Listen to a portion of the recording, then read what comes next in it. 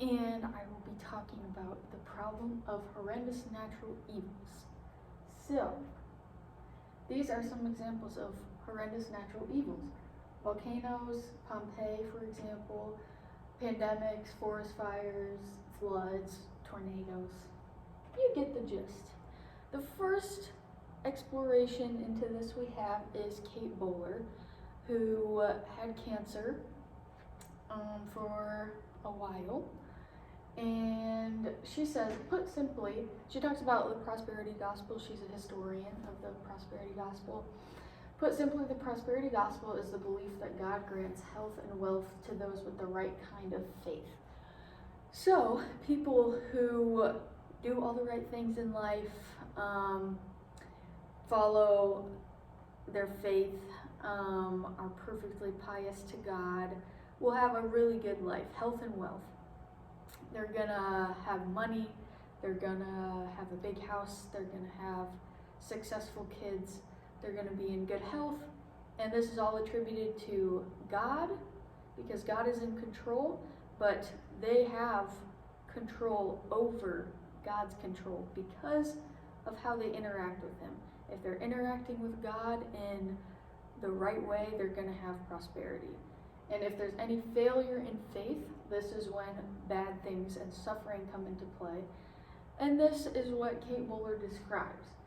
So, buried in all their concern is the unspoken question, do I have any control? There's this grasping for control that people who believe in the prosperity gospel are trying to attain because they feel this lack of control when things happen, bad things happen to them and their family. Those who are loved and lost are just that. Those who have lost the test of faith. People who are not faithful enough, haven't loved God to the best of their abilities, these are the people that are suffering.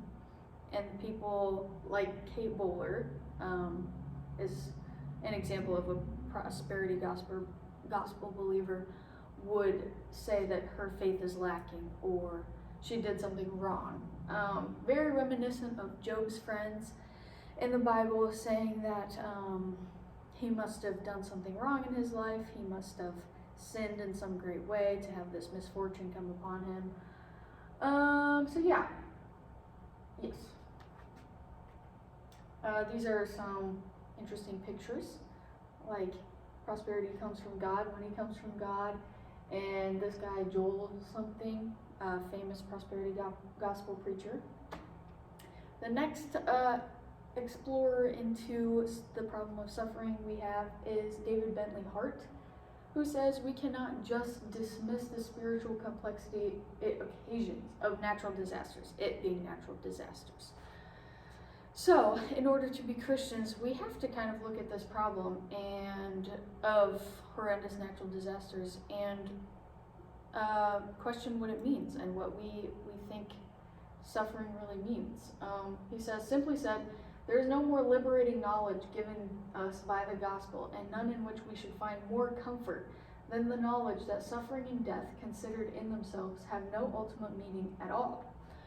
So this is quite contrary to what a lot of believers believe, because we, as believers, I've heard it said a lot, everything happens for a reason, as Kate Bowler, her title of her book is Prosperity Gospel, believes that.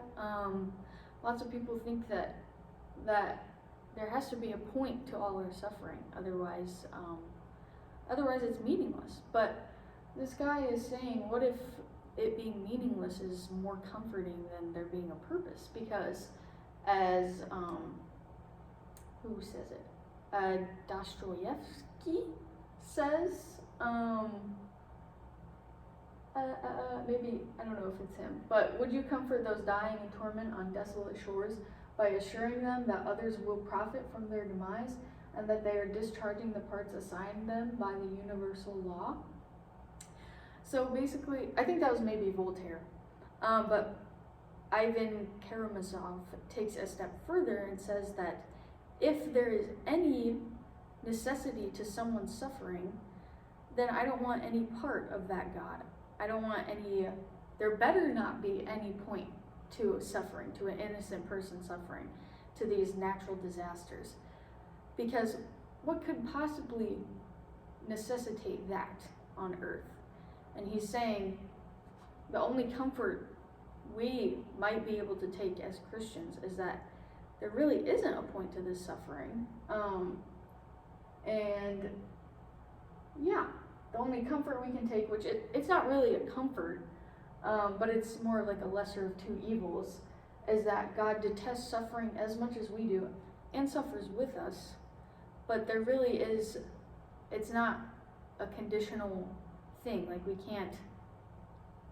we shouldn't believe that people suffer and die. And this has this necessary purpose in the greater life and contributes to some greater meaning. Because Hart says that is not instilling much faith in a morally good God. So, another quote from him is that, "For while Christ takes the suffering of his creatures up into his own, it is not because he or they had need of suffering, but because he would not abandon his creatures to the grave. And while we know that the victory over evil and death has been won, we know also that it is a victory yet to come, and that creation therefore, as Paul says, groans in expectation of the glory that will one day be revealed." Hart says that God hopefully, we pray that he does not endorse suffering and detest suffering as much as we do, and he cries with the innocent people and the innocent lives lost. But it is not a necessary condition for the afterlife. Marcus Aurelius, on the other hand, says you should feel special that you suffer. Your suffering is custom made just for you, like a nice pair of Nike shoes that you went on the website. Anyways, he says what happens to each of us is ordered. It furthers our destiny. He says it may not always be pleasant, but we need to embrace it because we want to get well. He compares suffering and hurt and pain like the doctor prescribing us something. The nature of the world prescribes suffering to us in a manner that is unique to us, just as a doctor prescribes medicine. And what can we do but take the medicine and try to improve ourselves? He goes on to say that no nature, no higher being would do this to us, bring about something that wasn't beneficial to what it governed. And he's saying there is a higher purpose for all this suffering. And when you complain, you are hacking and destroying your part to play in the world. The world is damaged if you cut anything away. You and your broken foot or your dead mother or your grief, you have a part to play in this world. And when you complain about it, you're taking away from the whole play of the world and the whole peace of the world. Okay? Deal with it. Next, we have C.S. Lewis pre his wife's death. We don't see anything clearly. There isn't enough light. However, at times we do see chinks in the darkness. We see glimpses of hidden order and deeper structure behind what we see and experience. We may think pain and suffering make the world appear to be irrational. However, for Lewis, every now and then there is a chink in the black, blind, and we experience an unattainable ecstasy by creating a longing for a higher world that is beyond our reach and heightened still further by suffering and pain. So our suffering and pain should, at its best, heighten our longing to see this better world. And one day, we can hope things will become clear to us, including the place of suffering within creation. And in the meantime, we must be patient and ask what we can learn from this. So this is all about bettering ourselves, says C.S. Lewis before his wife died, and what we can learn from our own pain and suffering. And we're never going to be able in this life to see clearly everything. We're walking like we're blind or something in a city, and we see little lights that lead us to a higher power sometimes or give us glimpses of what our suffering means. But overall, we're walking around blind, and our purpose is to keep climbing and keep seeing what our suffering can improve in ourselves. Post C.S. Lewis's wife's death, So I would say that his earlier approach to the problem of pain seems simplistic and inadequate in the light of his wife's suffering. God has not been trying an experiment on my faith, says C.S. Lewis in his journals after his wife's death, or love in order to find out their quality. He knew it already. It was I who did it. We need to hold on to a Christ who suffers, just as a suffering Christ holds on to us. In reflecting on the crucified Christ, we are reminded that God entered into the world to bear suffering. It's not something that lies beyond the experience or presence of God. Christianity does not always make sense of the world, but helps us cope with its suffering and pain.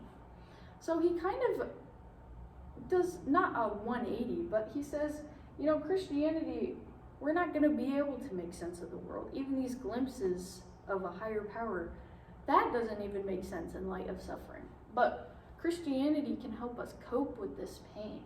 And Christianity, specifically in light of the fact that Christ himself suffered and was crucified and entered into this world to bear suffering. And anything that Jesus and God asks us to do is not something that he himself has not gone through. And we cling to this Christ because we need to. And he clings to us as he is suffering with us. So that's what C.S. Lewis says. And also, it's a very self-focused view, kind of. Well, less focused on putting the blame on God and more on myself. How am I culpable for my lack of faith? God has not been trying an experiment on my faith or love in order to find out their quality. God knows the qualities of our heart. He knows our amounts and extents of our faith. We are the ones who are not aware of our own capabilities yet. And possibly God is putting this suffering in our life.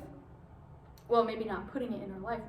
When we experience suffering, when God does not stop this suffering, we are the ones who grow and change and discover facets of ourselves that we didn't know before. Next. I'm just taking a little page out of Marcus Aurelius's book, and these are my meditations. I will be responding to the four views, 5 with C.S. Lewis's 2 views, and with some of my own thoughts. So, I would say that I agree mostly with Bentley Hart in the sense that God will indeed condemn what is condemnable in human history. And I think that we ask the wrong questions sometimes as Christians. Instead of asking, why didn't God stop this bad thing from happening? Maybe we should ask, why would God stop this bad thing from happening? Natural disasters, tornadoes, tsunamis, whatever. I agree that it is more damaging to believe that there's a reason for this suffering, and maybe there is a reason. I'm not here to say that I know. That mass killings or mass deaths by hurricanes and pandemics are all leading up to this greater purpose, that those deaths were necessary for a greater cause to be revealed in the afterlife. I would say that I find it more comforting the view of Dostoevsky that there better not have been a reason for all this suffering. Nothing better have necessitated the lives of innocent deaths. I can also see the appeal of C.S. Lewis's thought about that God is not testing or experimenting on our capabilities to have faith and love through trial. God knows that already. He knows every fiber of it and every fiber of us. And it is us who do not know the extent of our faith and love yet. This is why when I read Job, I read not of God testing Job for his faithfulness, but I read a God who tells Job that the world is chaotic and not ordered by judgment according to sin. This is not a just world we live in, and God loves the world despite that. He loves the chaotic monsters he created. God does not love sin and suffering, but he loves his creation through sin and suffering. through chaos. Job's faithfulness to God, his love of God through his suffering, changes him. It brings transformation. He defies cultural norms the rest of his days of his life, and instead of fighting against the chaos of the world, cursing God for it, he joins in the chaos. He gives his daughters stripper names and the rights to his property and belongings when he dies. Pervasiveness of human evils taking the form of suffering, I believe, is possibly, well, that didn't really make sense. I think that suffering comes from human evils manifesting themselves in our lives. And I believe that natural disasters and tragedies all can be traced back to human evils. I mean, I'm a firm believer in global warming, so when we do not and have not taken care of our planet, natural disasters occur over time. And you might say, well, if bad things don't come from the hand of God, it's all the chaos of the world, how can we say that good things, blessings, miracles come from the hand of God? If we are not to curse God for not preventing bad things, how can we bless him for giving us good things? And I think to this I would say that good things do come from God. Bad things, suffering of innocent people, are failures of the human heart to follow the gospel, to love each other, to care for the earth, to protect each other. I do put the blame on humans rather than on God. And I put the emphasis on humans rather than God. How can we use suffering to change our hearts? And like C.S. Lewis said, we walk in the dark. I think of myself as a pet in comparison to God. My cats, my beautiful cats, are not by any standard operating on the same brain length that I am. I love my cats so very much, and I truly want the best for them. And for the most part, I think I provide an avenue for them living in the way in which they're best able to live and have good lives. However, my cats do suffer, and they have the potential to suffer. They go hungry when I know it is best not to feed them because they will get fatter than they already are. They cry out for want of treats and blueberries, and they might really think that I am the worst owner in the world for not giving them what they want, when I know it's not good for them. They might escape outside in search of a squirrel, and in this venture they might suffer. They could escape and be eaten by a bigger animal, suffering a painful death all the way through. And it would break my heart more than anything, not because it was my fault, but because I love my cats so much, and it chose of its free will to go outside, and accidents happen. The world can be an evil place, and it has evil and suffering in it. My cats did not know I love them. They do not even know what I am in comparison to them. They cannot love me back. This is where the analogy breaks down. However, the main point I am trying to make is that God simply knows more and knows what is best. And we know that he loves us. We suffer. Bad things happen to us. Bad things happen to the world. Sometimes it seems unreasonable. Sometimes I believe it is unreasonable. But I think of myself as functioning comparatively on the level of a cat in relationship to God. I do not like that God lets evil happen. I detest it, but I trust God. And I trust that he hates evil and suffering just as much, if not more than I do. This is proven in Jesus' death. In the Garden of Gethsemane, the fact that Jesus knew completely that his prayer was not going to come to fruition, was not going to be granted, showed his divinity. The fact that he prayed it anyway showed his complete humanity. Humans do not have the curse or privilege of knowing if our prayers will be granted or not. All Jesus could pray was, "Thy will be done." And God's will included Jesus' suffering. God's will included his own son dying. God's will for us does not exclude suffering, and not because God plans for us to suffer or sends tsunamis to punish us according to our sins.